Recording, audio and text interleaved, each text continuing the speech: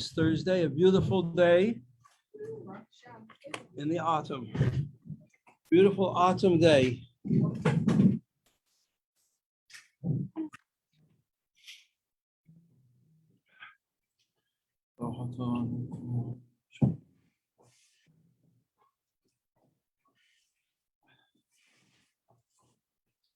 Everybody remember to notice what a beautiful day it is?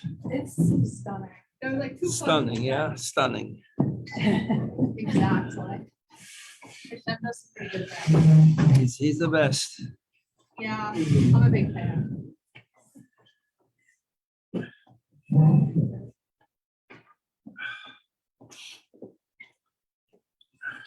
Right? We're on page 44. An idea that we have to remember always, which we learned from the Arizal, from his foremost disciple, Rabbi Chaim Vital, who writes in his book called the Eitz Chaim, in the 50th gate, that every single Jew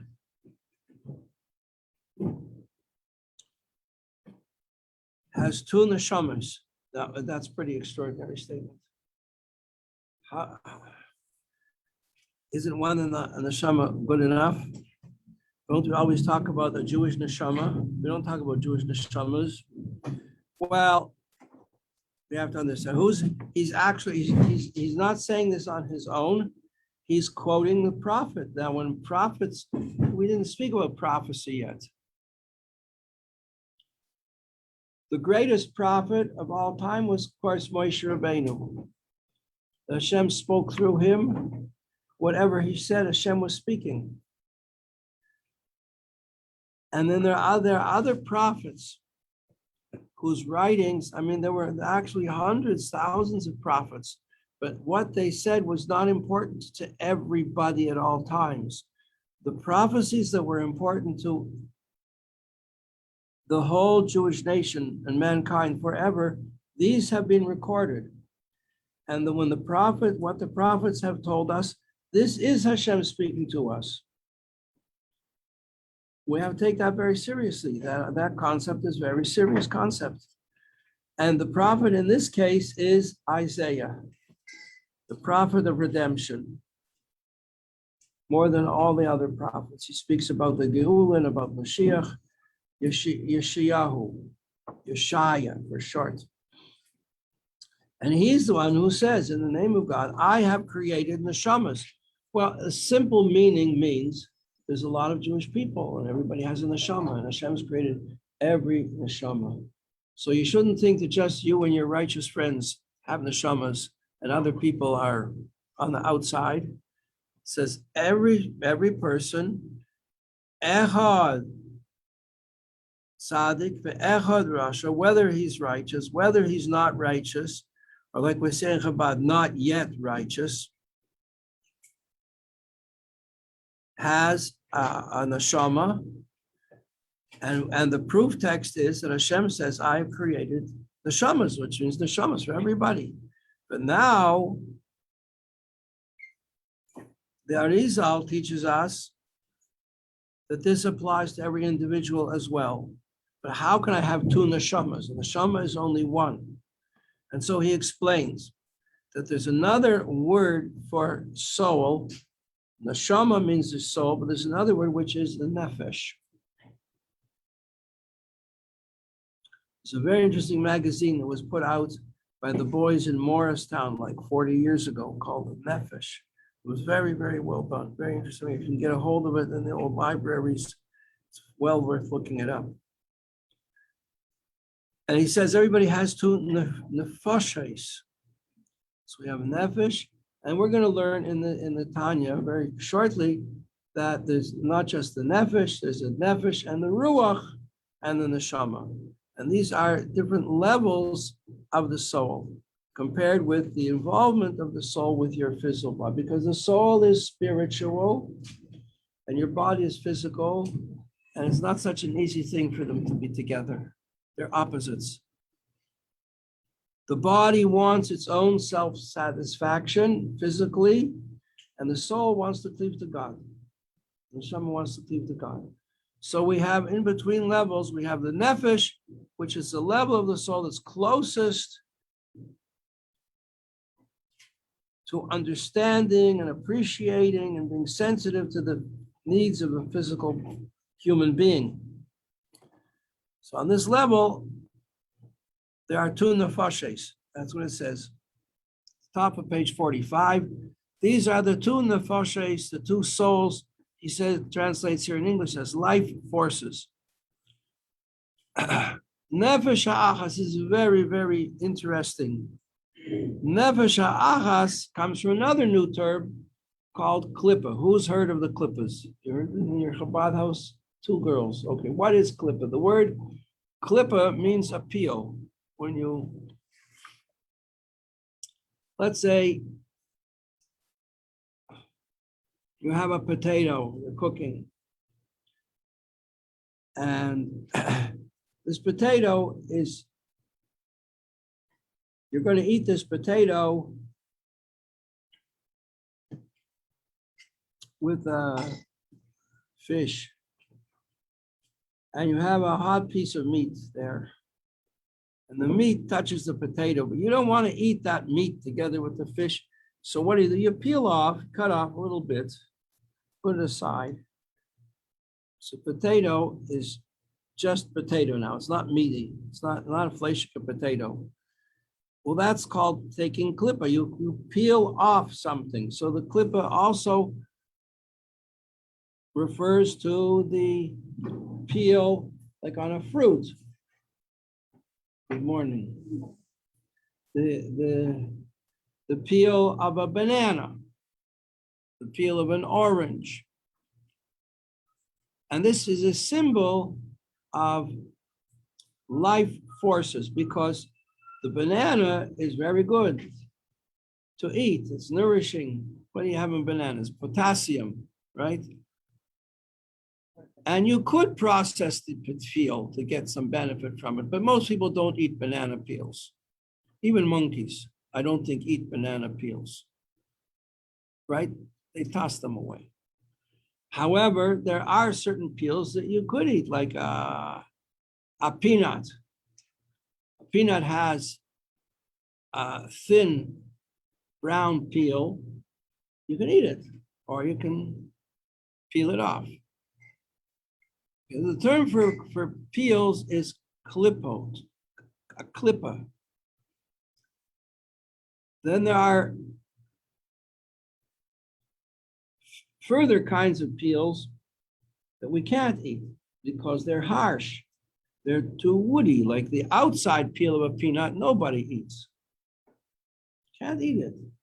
How about a walnut? It would destroy you, it would tear apart your insides.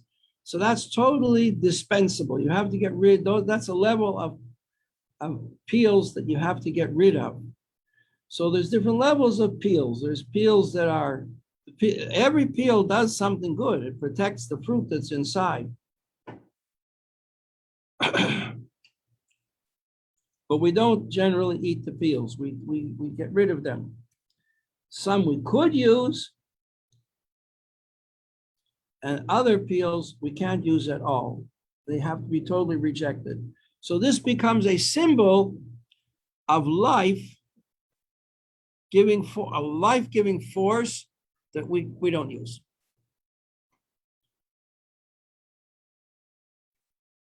So when you ask, well, there are kosher things and there are not kosher things. There are animals and fruits and vegetables and so on that are kosher, and animals and fruits and vegetables that are not kosher. How can you have a vegetable that's not kosher? What could a vegetable do that's not kosher?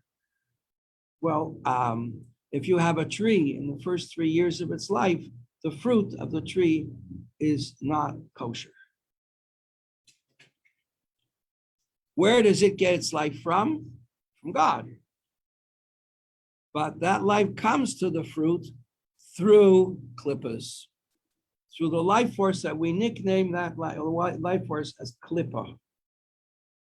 So in the realm of klippas, just like there are edible peels and inedible peels, there are klippas that give life to negative things, and we stay away from them because they're not good for us.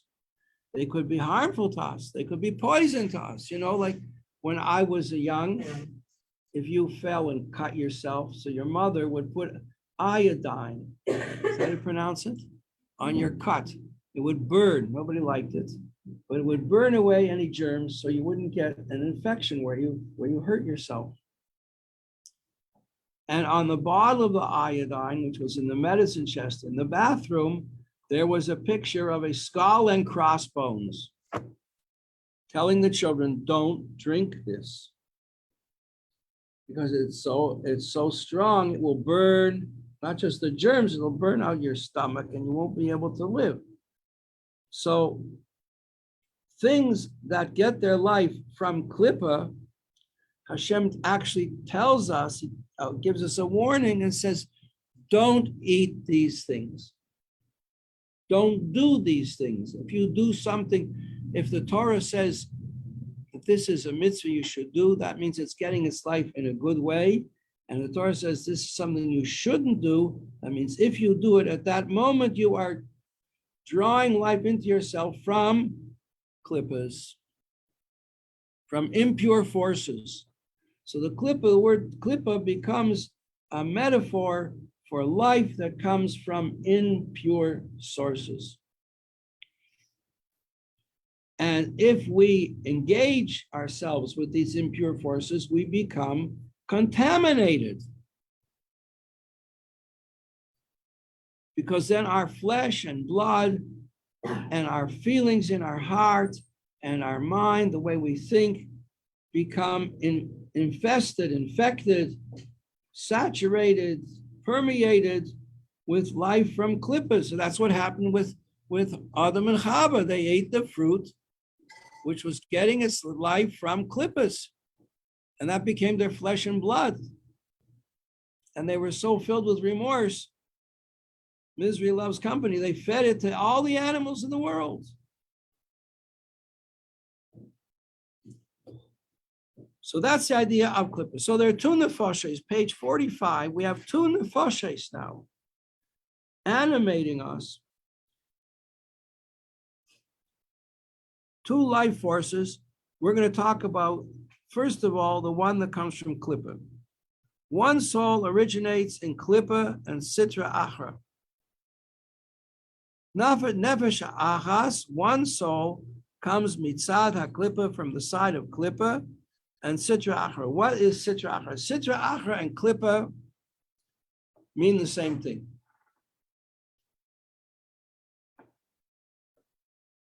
Sitra achra is an Aramaic term. What's all this? Are these teams? Timeline. What? Timeline. Timeline. Sitra achra. Sitra is the root of the English word side, like the other side. Achra means the other.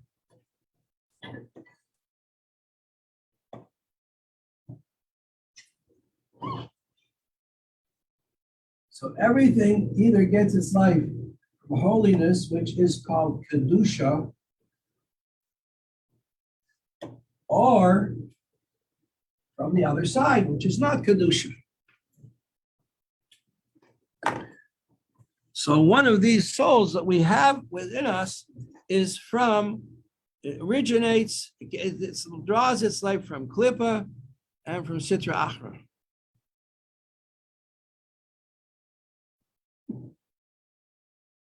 We're going to learn that, in fact, there are 4 levels of klippa.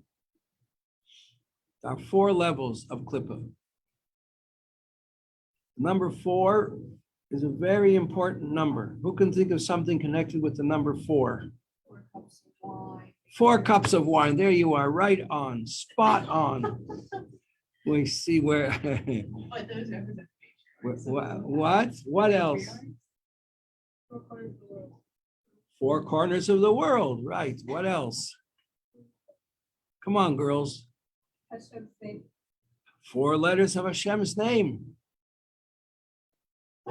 We speak about 3 fathers of the Jewish people and 4 mothers, right? 4 mothers of the Jewish people. 4 levels of worlds, right? So everything has a mirror image, an opposite mirror image. So just like we have 4 levels of holiness, like the derived from the 4 letters of Hashem's name, we have 4 levels in Klippa.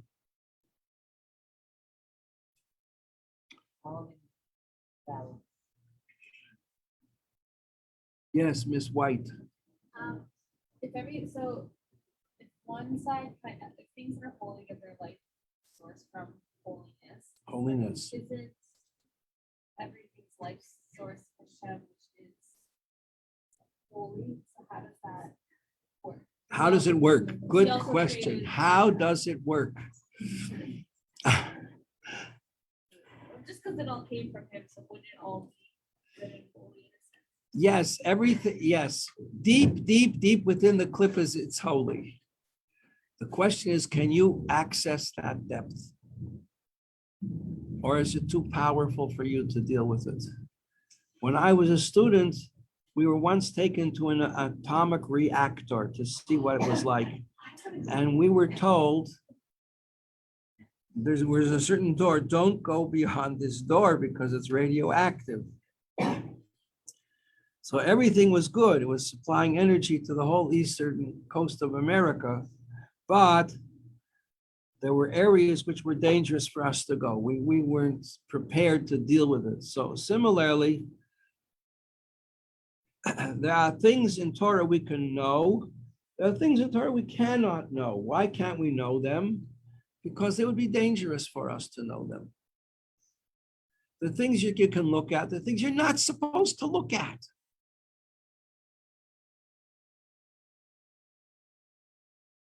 It's not that they're not holy, it's that looking at them is not holy. So when it comes to things that are getting their life from Klippa, how do we know what we're supposed to do and what we're not supposed to do? And the answer is Hashem tells us. He gives us a manual of directions of things to do and things not to do. Rabbi Ben-Sion Metzger used to tell a joke that they got this new copy machine in the office. It could do everything, but there was a note attached. When everything fails and you can't deal with this machine, read the directions. So, the Torah is our book of directions. It tells us what are the things that are holy that we can deal with, and what are the things that we can't deal with not because they're not holy, because their holiness is too high or it's too deep for us to deal with it. And at that level, it's going to harm us rather than help us.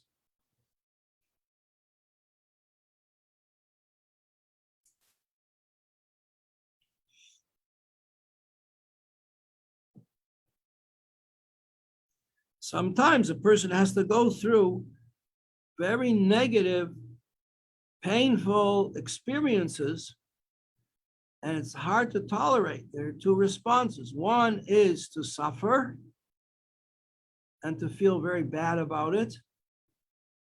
The other response is to understand that for some reason Hashem wants you to go through this for your own benefit and for the benefit of others that you will meet. So people suddenly find themselves in the hospital and they write to the Rebbe and say, why, what happened? Why is this happening to me? And the Rebbe might answer and say, well, there are people in the hospital where you're going to be that you have to help. And the only way you're going to help them is by being there. So Hashem arranges that you should be there. And when you finish helping them, you'll be all better. You'll go home. Classic story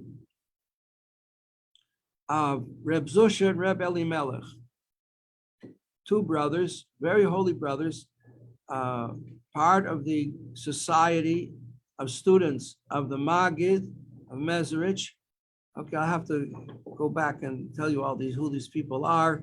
But at one point they were arrested. They were tzaddikim. They were arrested and they were thrown into a jail cell that had a pot, a pail in the middle for, it was a latrine, for defecation, for people to relieve themselves. So one brother, Reb Elimelech, was very upset because he couldn't daven. He wanted to daven to Hashem, and he couldn't daven. He can't daven in a toilet. Why can't you daven in a toilet? Is a toilet not a holy place? No, it's a place where the Torah says you can't daven there. It's a place of excrement. It's a holy place, but it's not a place to daven. So his brother said, what are you upset about? The same way you have a mitzvah to daven in a holy place, you have a mitzvah not to daven in a toilet. So you're fulfilling a mitzvah by not davening. Oh, that's wonderful news, he said. He was so happy that he could do a mitzvah by not davening. He got all excited and they started dancing together. And the guards came and said, you like it so much? And here, get out. He threw them out. And that's like a dogma of what life can be all about.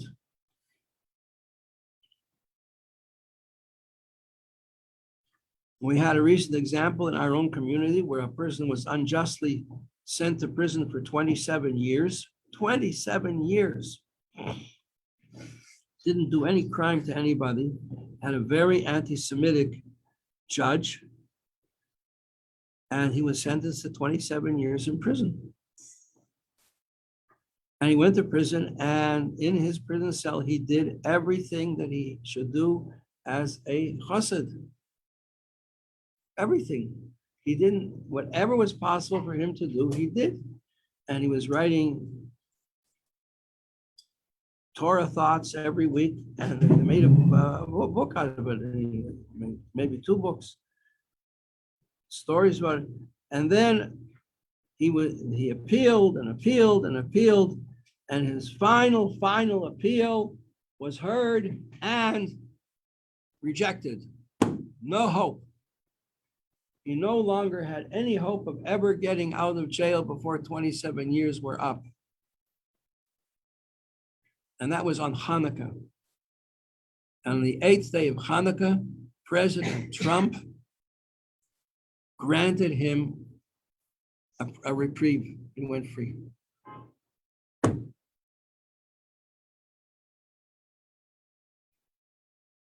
Because he had accomplished what he had to accomplish.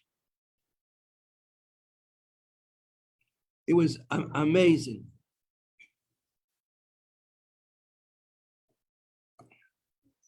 So one of these souls comes from Klippa.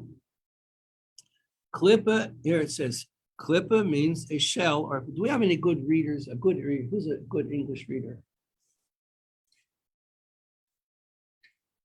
Someone want to read the paragraph here? Explain this to everybody. Which paragraph on page 40? 45. Klippa means a shell.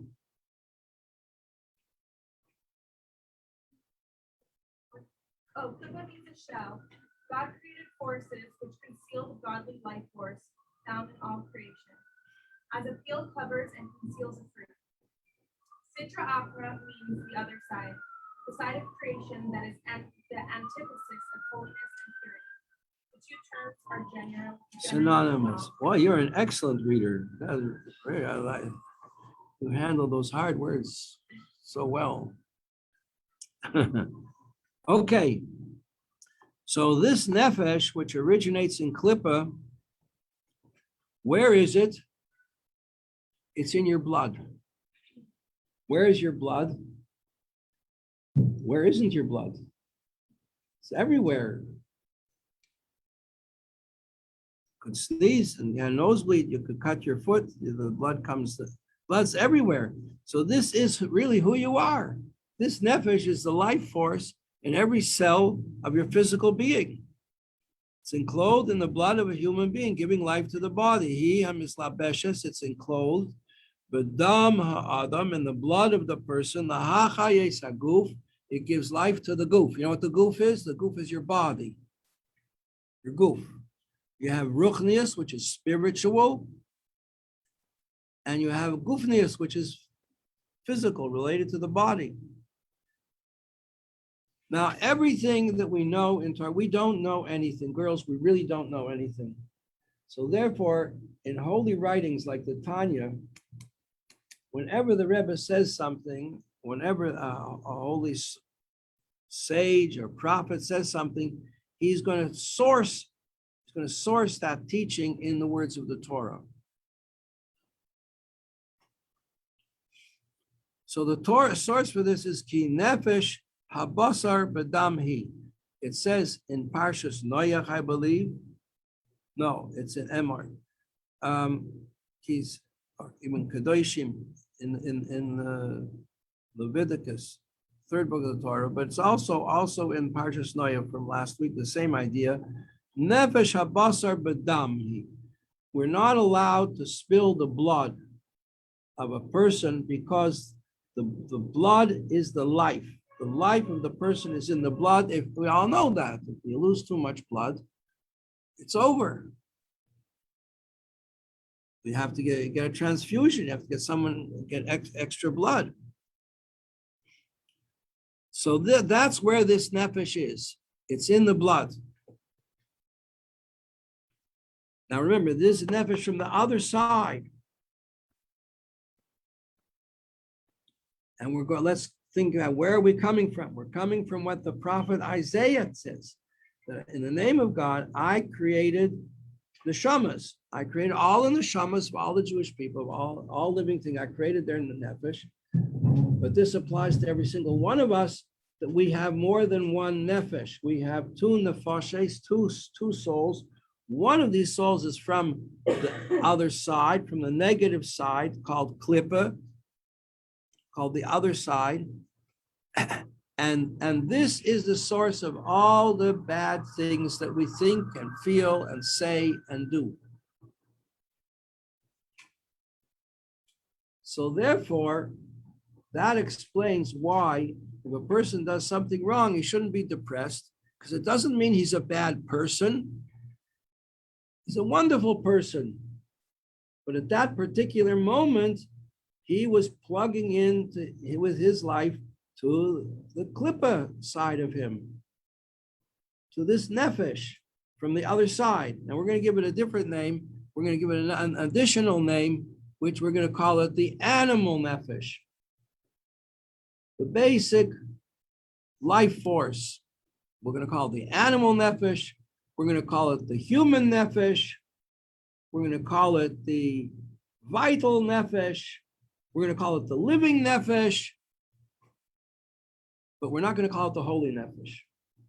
The holy nephesh, that's what we generally mean by neshama. So this nefesh from the other side is the source of all the negative, bad things that a person does. Doesn't make him a bad person. It means he's not controlling his animal, human nefesh.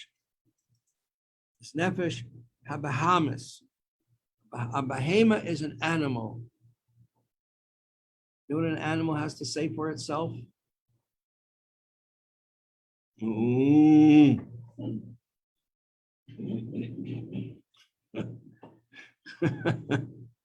why did the cow go to shul?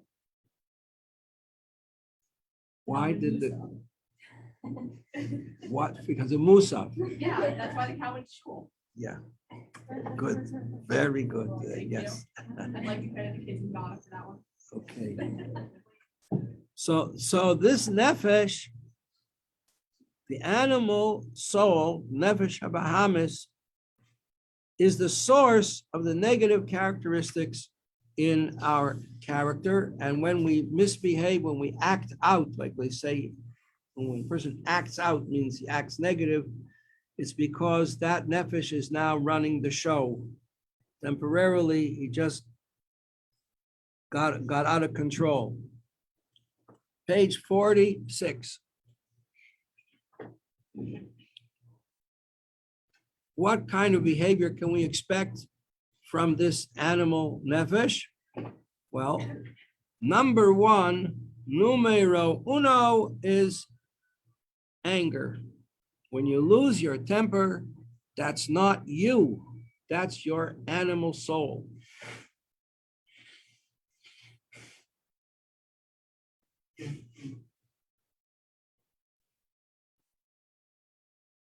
Any exaggerated sense of you, me, I, number one, how dare you? That's your animal soul expressing itself. And it expresses itself by getting angry at somebody not doing what it wants, and pride and arrogance.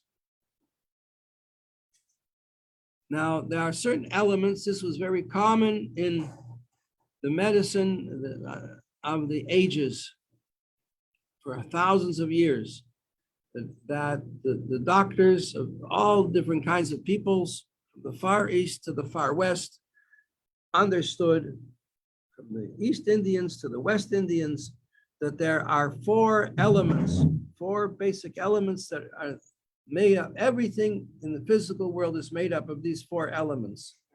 And they are, number one, again, we talked about the number four. Again, now we have four elements, which also correspond. Fire.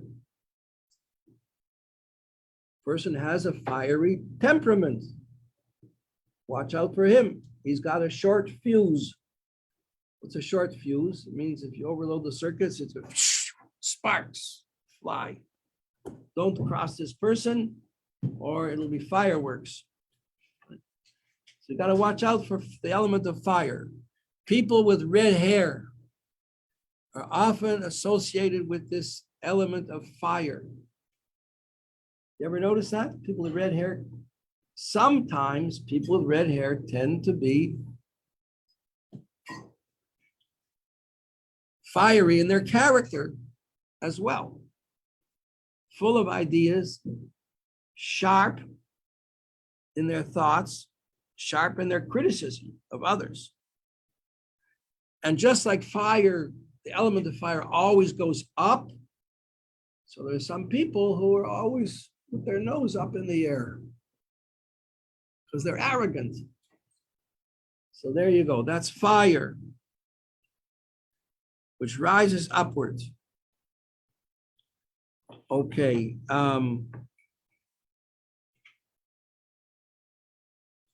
Ariel. There's a paragraph on page 46. Second paragraph, first paragraph beginning from its beginning on page 46, once ignited. Once ignited by anger and pride, a man, like fire, soars aloft. Pride is the state of considering oneself superior to others. Anger, too, is an offshoot of pride. Would a person not be proud, he would not be angered when someone defied his will. The humble person is never angry. Humble person is never angry.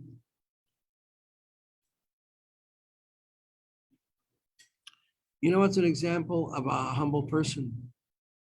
One of my teachers just passed away, wonderful person, Rabbi Korf. He was teaching Hasidus in the yeshiva, and he used to give a shir in a different community. And there were certain members of that community that objected to teaching Hasidus to their children. And a couple of hotheads, notice the expression, hotheads, grabbed him one day and beat him up and cut his beard. And they were arrested. And there was a trial. And their friends came and lied. Believe it or not, they came and lied. Everything they did in the name of their holiness, but it didn't pay off for them. They did other things wrong and were caught, and they ended up in jail. But they lied in court, and the friends of these people told them they couldn't have done it because they were with us someplace else at the same time. They actually perjured themselves. And the judge said to the one of them on trial, "Are you a religious person? Are you an Orthodox Jew?" He says, "Ultra Orthodox, Your Honor. Ultra Orthodox." And they came to Rabbi Korf, who was the victim. And they said to him, Rabbi Korf, are you an Orthodox Jew? And he looked at he says, I try. That's what it means, humility. He wasn't angry. He was hurt, but he wasn't angry. Because he understood that everything is from Hashem. So when a person feels angry, why is anger a transgression? Because when a person is angry, he thinks that there's no God in the world, that what's happening to him is not from God. And this displays itself in his negative characteristic of the fire in his element. Now, we all have fire in us. How do you know? How do you know? Take your temperature. You're almost 100 degrees. It's hot out when it's 100 degrees. And that's your normal body temperature, 100 degrees hot, 98.6, right? So anger, when a person is not thinking about the Eibishter, he feels angry and resentful. Because people don't respect him the way he wants to be respected. That's his pride and arrogance. That's element number one. Element number two, the opposite of fire is,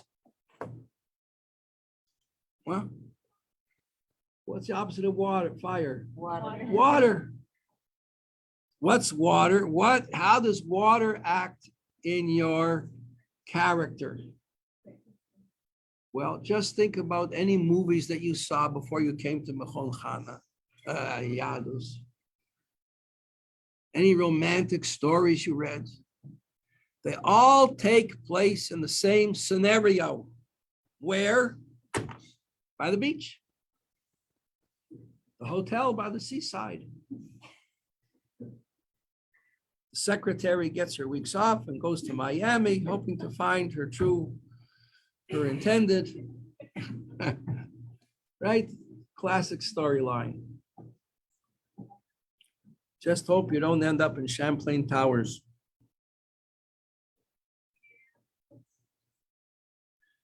In medieval literature, 700-800 years ago,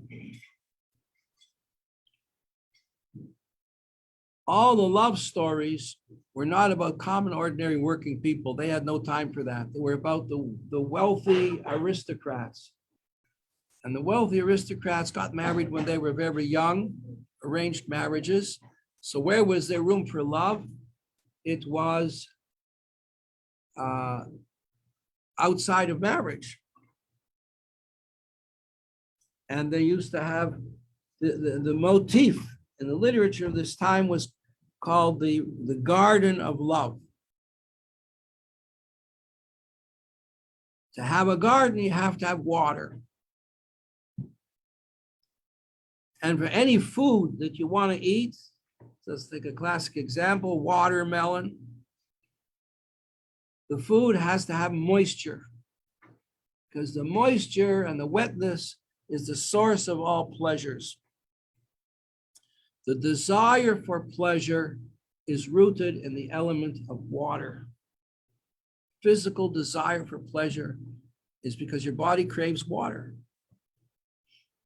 A thing that's dried up, cooked too much, you don't enjoy it. Don't like to eat it.